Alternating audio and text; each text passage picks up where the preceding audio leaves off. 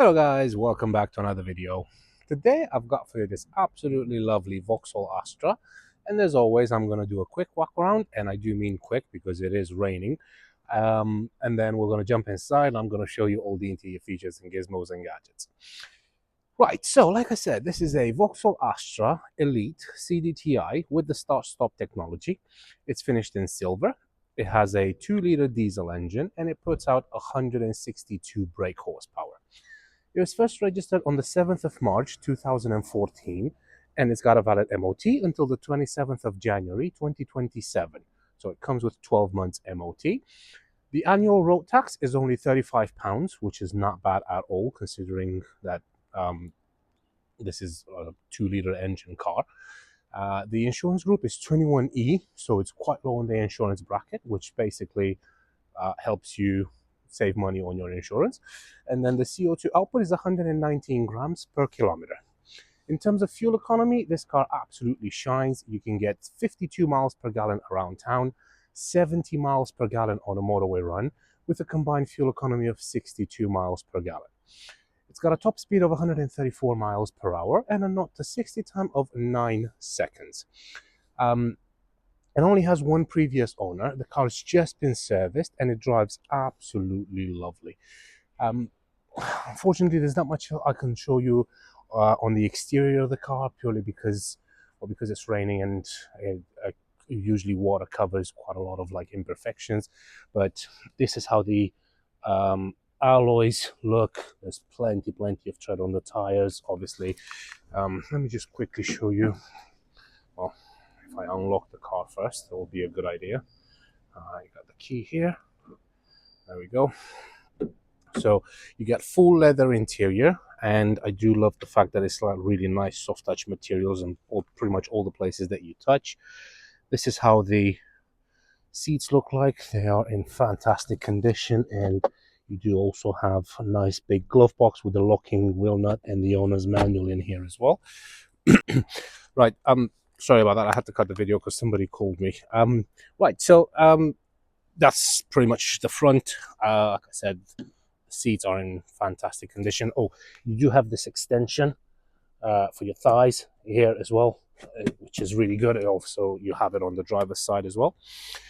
Having a look over at the rear, again, same materials, nice and squidgy, pretty much all over the car, and the leather is in fantastic condition. As you can see, you do also have an armrest here with 2 cup holders, and you got some storage in there as well. Plus you also have this little ski hatch here, so this is perfect if you need to carry larger items but you still need to have 2 people sitting in the back. It's absolutely great for that. Let's close this up, and you got these little pockets on the back of the front seats, which again are very handy, especially for kids to keep their toys, snacks, iPads, stuff like that. Moving over to the rear of the car, you've got rear parking sensors as well, which is really good. And then over here, you've got the boot, really spacious, especially for the class of the car. And unfortunately, there is no spare tire with this one. But yeah, the seats do fold down as well, so you can have larger items if you want to carry them with you. And this is how the alloys look. Let's see, I don't know if the seat is gonna let me put it down, because yeah, this one is, it's not easy doing this one-handed. Right, I've put the seat, okay, there we go. So yeah, the seats fall down, like I said, pretty much completely flat, so it will help you if you need to carry any larger items. Right, and over at the driver's side, so you've got controls for all 4 windows. Obviously, this is to lock the rear windows. This is for your mirror adjustment, and this is how the driver's seat looks like. The only downside is this little plastic here has broken. I don't know how the previous owner managed to do that, but I will try and get a hold of one of these because they're quite easy to replace, to be honest, and they do happen quite a lot, especially when you get in and out of the car. That plastic is quite brittle, so it tends to snap, but I'll try and get one of those in. Like I said, you got this thigh extension here at the driver's side as well. Nice ambient lighting all around. Let me just quickly pop the bonnet so you can have a look at the engine as well, and then we can jump inside and away from the rain because it is raining quite badly. But I had to. There we go. That's how the engine looks like. It's not much to see here. Coolant, nice and pink, so no mayonnaise or anything like that. Like I said, the car's just been serviced, so it is in great working condition. Right, let's jump inside because I'm really lovely. Honestly, I appreciate very much being inside the car right now because it was raining. Right, let me grab the key. I've got it in one of my pockets. There we go. I think it's this one. Yes. Right, lovely. Key goes in the ignition and put your foot on the clutch. All the lights come on as they should. And then the car starts straight away. No issues at all. All those indicators, they do that little dance where they go all the way to one end and then come back. Right, let me turn the radio off, and I'll turn the heating off as well because it makes a right racket.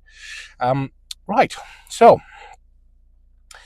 nice to be inside, first of all, away from the rain. You can see it's absolutely pouring down right now. Right, cool. Let me just quickly explain all the buttons and everything inside here. So, you got a few little knobs there. Let me see if I can.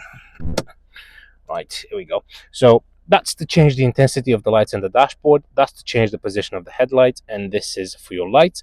Now you do have auto lights, so you can switch this over to auto, automatic light control on. So the lights will come on as and when they need to. If it gets dark outside, they will come on. If it's daytime, then they'll stay off. Steering wheel, nice and chunky steering wheel, and it is leather wrapped as well, so that's great because it will stand the test of time and it's not going to wear off like the plasticky, rubbery ones that you find in other cars. You got your cruise control and your speed limiter over on the left side of the steering wheel, and then over on the right you've got your media, so your volume up and down. That's to change radio stations, and this is to answer and reject the phone call, and the mute button on there as well. Behind the steering wheel, you've got your indicator stalk, and then over on that side, you've got your wipers. And then in regards to the dashboard, it's very simple. You've got your rev counter over on the left, water temperature, fuel gauge, and speedometer over on the right. And then over here, you've got an information display, which you can control by pressing either the menu button, and that navigates through different options, or you can go up and down by twisting this, and it gives you more information like that. So I personally like to keep it on here because it tells you the digital speedometer, it tells you how much fuel you've got left, how many gallons you've used per hour, and the mileage. And as you can see, the car's covered only 59,901 miles, so it's very, very, very low mileage, especially for a diesel car, because these things could go on forever and ever and ever, as long as obviously you maintain them properly. But yeah, that's pretty much the dashboard and steering wheel explained. Moving over to the center console, over there you've got your radio, and you've probably heard it already. It works fine. You, baby. Anyway, right, so radio works absolutely fine. This is to lock and unlock the doors. That's for your hazard lights. And then moving a little bit lower, this is your radio control. It's very simple. Don't get stressed about these. That's your traction control. This is your start, stop, and your parking sensors over here. These are your preset buttons. That's to change tracks. Your volume knob here. This is to tune the radio. Tone, back, config, info. I mean, you can see what these are. CD, auxiliary phone, and all that. Moving a little bit lower, you've got your climate control, and you do have dual zone climate control, which is nice. So you can have two separate temperatures for both the driver and the passenger. This is to select the fan speed. That's your heated seats. You do have heated seats for both the driver and the passenger, which is really nice. And it is a 3-stage heated seat. This is your AC, auto, recirculate, front window defrost, rear window defrost, and these are for your temperature. Simple as that. Moving a little bit lower, down there you've got some storage, and also you've got a USB port, a 12-volt socket, and an auxiliary port in there as well. 6-speed manual gearbox. It is buttery smooth. It goes through all the gears flawlessly. There's no crunches or anything like that when it goes into the gears. And then reverse is lift, left, and up, just like that. And when you do that, you got your parking sensors kicking in as well. And I forgot to mention, you do also have front parking sensors as well, not just rear parking sensors, which is great. Moving a little bit lower, you got 3 cup holders over there, good old manual handbrake, and you also have this armrest, which does extend, so you can move it forwards and backwards, which is nice because it gives you more support for your hands. And there's a button underneath, you press that, and then you got some more storage in there as well. Moving a little bit up, this is your auto dimming rear view mirror. So you see that little black dot just there? So that is a sensor which reads the cars behind you, basically. So if there is a car that's approaching with the high beams on, then the mirror will automatically dim itself, so you don't get dazzled by the traffic behind you. And then over here you've got your interior lights, which obviously work absolutely fine, no problems there. And you got 2 microphones over here, and then this one is for your interior alarm. Nice big sun visor with 2 lights on the vanity mirror, which is really nice to see. And then you also have one of these Jesus handles over on your side, and obviously all 4 passengers have the same handles, or all 3 other passengers. Right. I believe that is pretty much it. The car is absolutely beautiful. It drives perfect. There's literally no issues with it whatsoever. If I remember correctly, I actually had to change all 4 coil packs or spark plugs. Yeah, on this. They weren't cheap. They were quite expensive, actually. Usually they're about £150 each. And I know this is ridiculous to think about. I mean, spark plug usually cost about £5-6. But in Vauxhall, and I've had the same issue with the Vauxhall Astra GTC, the sports one. Basically, with diesel cars, the coil plugs, the spark plugs, it doesn't actually have spark plugs, they're called something else. So usually, if you've got 4 of them, 3 of them are normal, which cost, like I said, £5-6, and 1 of them has a sensor in it. And those are ones are usually more expensive. Now, problem you're going to have is Vauxhall has decided to make all 4 of them with that sensor on them. So yeah, that was an expensive thing. And basically what happens is, and this is another thing I don't really agree with how Vauxhall does stuff. So when I purchased the car, I mean, I knew it wasn't the case, right? And I knew there's something else, but I couldn't tell what it was. Basically, in that little screen there, where it's currently showing me my parking sensors, let's see if I can get that. There we go. It says service vehicle soon, right? Now, there were no other lights in the dash. There's no engine management or anything like that. It was literally just saying service vehicle soon. Now, as a normal average person, when you read that on the screen of a car, service vehicle soon, what's your first thought?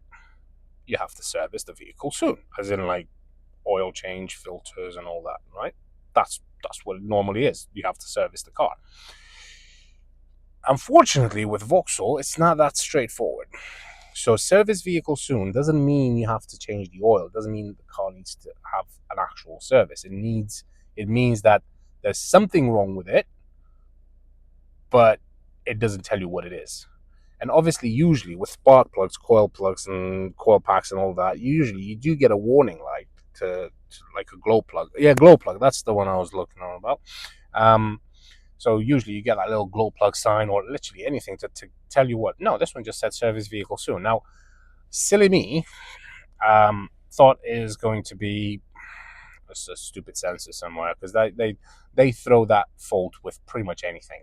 Like it doesn't matter what it is. If the engine is about to blow out, or if you've got a connector unplugged, it tells you the same message. So yeah, it's very vague. And I bought it. I kind of overpaid for it, to be honest. But the reason I bought it is because, I mean, come on, let's be honest. It's got less than 60,000 miles on it. It's in fantastic condition, minus that little plastic on the seat. But I mean, that's not really. You can't even see it, to be honest. But other than that, the car is in mint condition. It is absolutely gorgeous. And I completely forgot about that service vehicle soon thing. And it's not that I forgot. I just thought it was something else. So took it over to my mechanic, put it up on the RAM, did the service on it, as in like actual service, oil change, and everything else that it needed. And then he called me saying, "All right, do you remember those spark plugs we put on that GTC?" And I was like, "Damn. Yep, I remember those. That's exactly what you need on this one." And I was like, "All right, okay." It's like, how many do I need? 1, 2, maybe. Nope, you need all 4. You gotta be kidding me, man. That's £600 just in parts without the labor. And with the labor, you're probably looking at like another like 50, 60, 70 pounds on top or whatever. So yeah, this car owes me quite a lot of money, unfortunately. But fortunately, for whoever's going to buy it, they don't have to spend that kind of money on it, because I've already done it. Anyway, let's go and park this beast right up.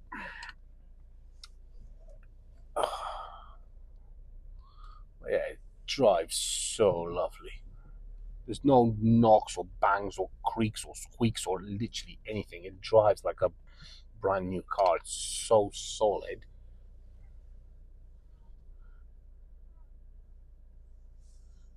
There we go. There we go. That's the parking sensors kicking in. Actually, no, I'm not going to put the handbrake up. See what I'll do is I'll turn the car off and then I'll put it in gear. That's it. I'm not going to pull the handbrake up. I need to get out of the habit of pulling the handbrake up, because obviously cars do tend to sit around for a few days until they get sold. And with the handbrake being up, you risk having the brake caliper seizing. So I'm getting out of the habit of pulling the handbrake up. So yeah, cool. I'm not going to keep this any longer. It's already long enough. As always, if you're interested, don't hesitate to contact me. If you have any questions, queries, burning issues, anything like that, leave them in the comments and I'll do my best to get back to you. You can find me on 01684 355 032, or you can send me an email at vindemotos@gmail.com, or you can visit the website, which is www.vindemotos.co.uk. With that being said, I appreciate your time. Appreciate you sticking all the way to the end. It means a lot. And yeah, hopefully I will see you in the next one. Thank you very much. Take care and have a great day.